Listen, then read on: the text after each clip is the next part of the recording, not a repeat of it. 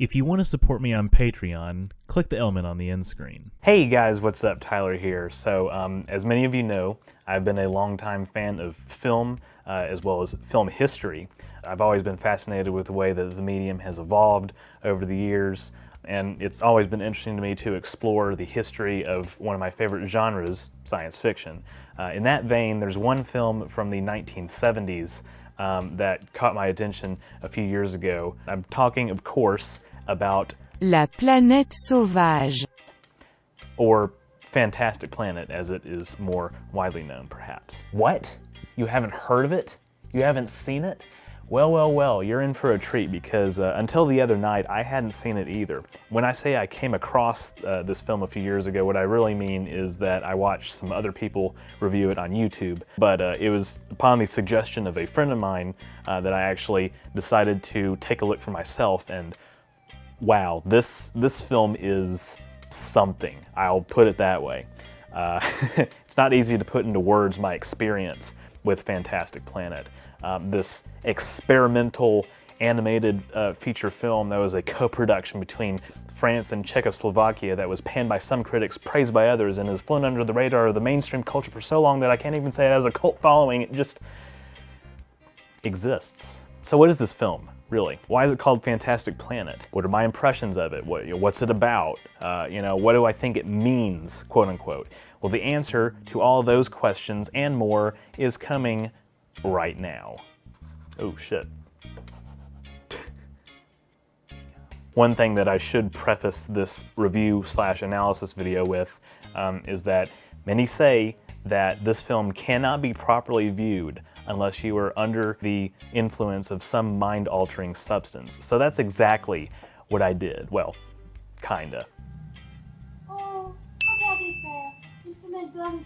First things first, let's go for a basic outline of this film's premise. So, in the distant future, a race of giant blue-skinned aliens called the Drags have abducted humans from Earth and have taken them back to their homeworld called Igam. Many of the humans are kept as pets, and they're referred to as ohms, but their tendency to reproduce more quickly than the Drags has resulted in wild populations of humans coming to be regarded as pests. The Drags periodically slaughter large numbers of humans, but two tribes band together to form a plan to retaliate against their oppressors and ultimately escape from Igam. Their destination, we later learn, is the planet's sole natural satellite.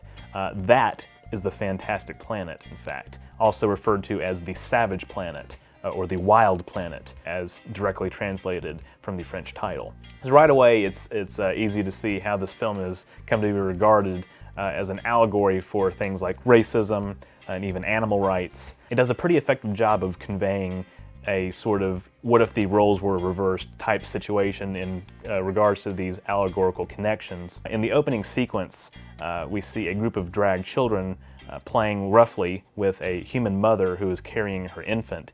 And when the mother is dropped too hard, she dies, and she leaves her child orphaned. The baby is discovered by another drag girl, Tiwa, as well as her father, Master Sin, and Tiwa names the child Tear. Tiwa really cares for Tear. While her parents make her put a collar on him that seems to be controlled with some sort of ultrasonic device, she's very careful with him. She feeds him, she plays with him, and is genuinely concerned for his well-being. Tear even accompanies Tiwa when she receives education through a direct brain interface, and because of a defect in the device, Tear actually starts to learn information about drag science and culture. So already this film's got a lot going for it. It's exploring some neat science fiction concepts, from technology to the way that this alien society is organized. And importantly, it's showing us the relationship between the ohms and the drags, and how there's multiple perspectives in this society as to how these two species ought to get along. While this allegory and the strong implications of the plot are fascinating and well developed, particularly in the first act, one of the most striking aspects of this film is, of course, its visual side. The production design and the animation are something to behold. And as you've already gleaned a little bit from what I've shown so far, it's quite trippy. This is a 70s movie. There's a reason that some say this film can't be watched sober. The animation definitely comes across as low budget, but in a way, this film's unique style, is a large part of its charm. So many shots in Fantastic Planet are dripping with colorful ideas. The alien landscapes, the meditation sequences, everything. There's so much going on in this film that's also frankly hard to describe. Like literally, the viewer can't easily identify many of the phenomena that are being witnessed on screen, even if they vaguely register as flora and fauna, for example. The drags are humanoid in appearance, of course, and they have some infrastructure that is familiar to us, like parks and community centers, television screens, rockets, etc. But while these similarities are there for the audience's benefit to help kind of make the allegory stronger, there are definitely a number of biological differences that appear as well. They gain sustenance from some sort of gas cloud.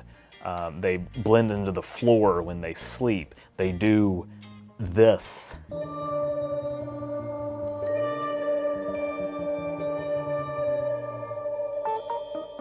they reproducing? We're sharing ideas. Sharing ideas. It's the marketplace of ideas.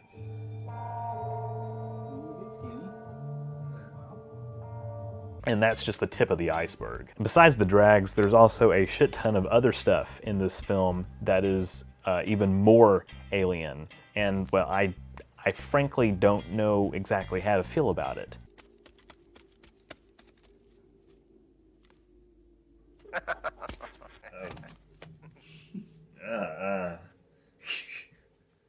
I didn't like that too much.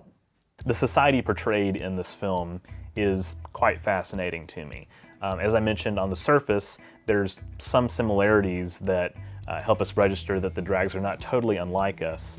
They have family units, their children go to school, albeit virtually, and of course they keep pets, among other things. They're an advanced spacefaring civilization that has a rich culture and traditions, as well as being very spiritual. We're treated with multiple sequences of drags being ascended through meditation to an altered plane of existence, and we later see the physical manifestation of their pursuit of higher understanding as a ritual of self-preservation. The Ohms seek to disrupt these rituals, and in doing so, they threaten the perpetuation of the drags as a species. But in addition to this mind-altering state of consciousness, drags' social mores are also conveyed through sequences that take place at this council chamber. So drag society is governed by a council of 5 masters, and these masters engage in debate and discussion as to what direction to take their planet in. We hear them reflect on a wide range of topics, including things like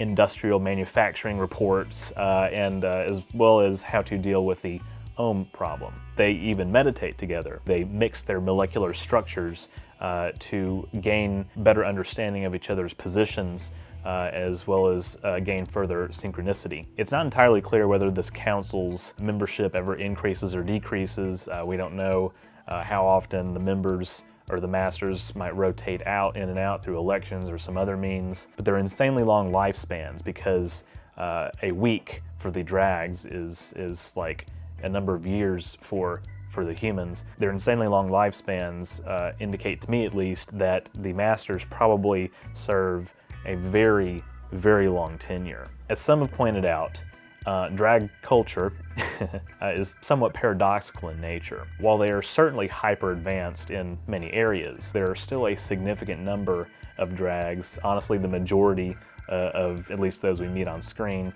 who tolerate and even engage in outright cruelty towards the Ohms, who are nevertheless another sentient species just like the drags themselves. It's this juxtaposition of the drags and the Ohms that I think really strengthens the allegory in the film, in addition to forcing us to reconsider our biases regarding animal intelligence.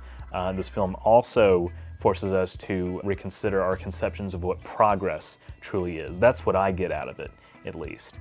As we continue to advance as a society on a technological scale, we have to make sure that we don't lose sight of the ethics that have kept our civilization from spiraling out of control. And we also have to reevaluate which ethics we choose to employ and when. This is similar to how the observers in Fringe, while descended from humans in a biological sense, feel quite alien themselves. They have foregone having emotions entirely, having started by removing jealousy and other negative attributes in order to strengthen intelligence, and ultimately abandoning positive emotions in the long run as well. While the observer scientists that we meet in the show are curious and are rather empathetic towards their 21st century counterparts, their bureaucratic bosses are far more ruthless and, ironically, reptilian in their approach to dealing with lesser beings, quote unquote, and what largely marks the conflict in the final season. Their society is more authoritarian and anti-democratic, which makes me wonder whether in the future the powers that be will view democracy as a preferable way of organizing society. And unfortunately, I fear they might not. The drags still have emotions, of course. We see the masters engage in passionate debate about the issues. We see Tiwa being very affectionate and showing concern for Tear.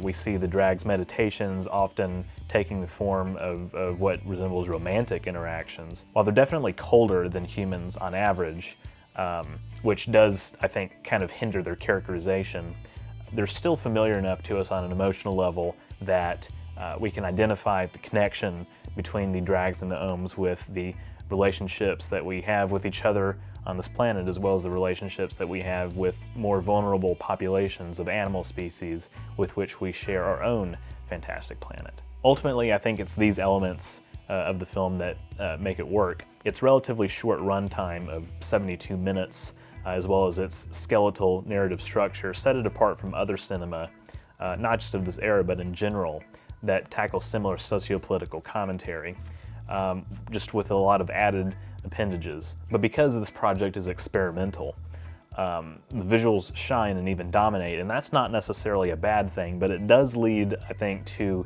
another criticism that I have and that other people have of this film. I won't spoil the ending, of course, because I think you all should go watch this movie if you have the opportunity to. But suffice it to say, we spend a lot more time with the ohms in the second and third acts than I particularly cared for.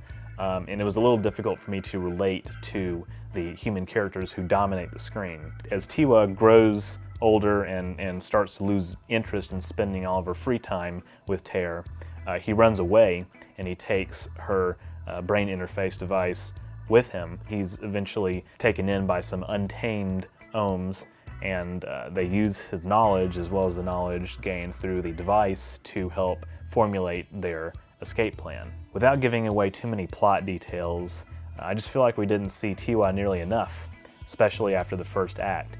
I wanted some blue aliens, and I got me some blue aliens, but just proportionately it felt kind of unbalanced. The purpose of this, I'm sure, was to really focus on the ohms escape plan and how they were able to achieve what they eventually achieve. But it's certainly not as interesting, I think, as seeing the drags eat from the sustenance cloud. I do wonder if there's a way that the filmmakers could have depicted the same story without having the ohms even talk to each other. It would be like watching a bunch of lower primates build a rocket ship after watching some master classes on engineering. Is that more experimental? Sure, but this film is already experimental anyway, so they could have gone the extra mile. But the fact that they didn't, the fact that they chose to tell the story that they tell in the way that they told it, it's still utterly fascinating to me. Again, on the conceptual level, as well as in terms of its visual design. Fantastic Planet is a film that not many have heard of, and naturally not many talk about. There's limited information online about the production in particular compared to other media that I've seen, at least in my experience. But that's because this film, while it certainly does offer some commentary on oppression, it's more known for its visual choices, shall we say. Dommage, je ne serai pas du voyage. Mais je n'ai pas peur, je suis sûr que vous réussirez. I suggest all of you find a way to watch it because this film is worth seeing, I think, if not just for the entertainment value alone. Watch it with some friends online or in person if you can. Tell your family about it, tell your teacher, tell your dog. We need to get the word out about Fantastic Planet so that more people can appreciate it for what it truly offers. And if you can, watch it with your mind in a slightly tweaked state, as that might help you get closer to Zarek. C'est le grand Zarek qui, au 3e millénaire avant l'ère de Crope, créa la première civilisation pyramique. Thank you all so much for watching. If you enjoyed this video, be sure to leave a like and comment, and don't forget to share it. If you want to support my content even further, becoming a patron or a member is a great way to do so. Links to those as well as my social medias are in the description below, as well as my merch store. Don't forget to subscribe, and don't forget to be awesome. I'll see you in the next video.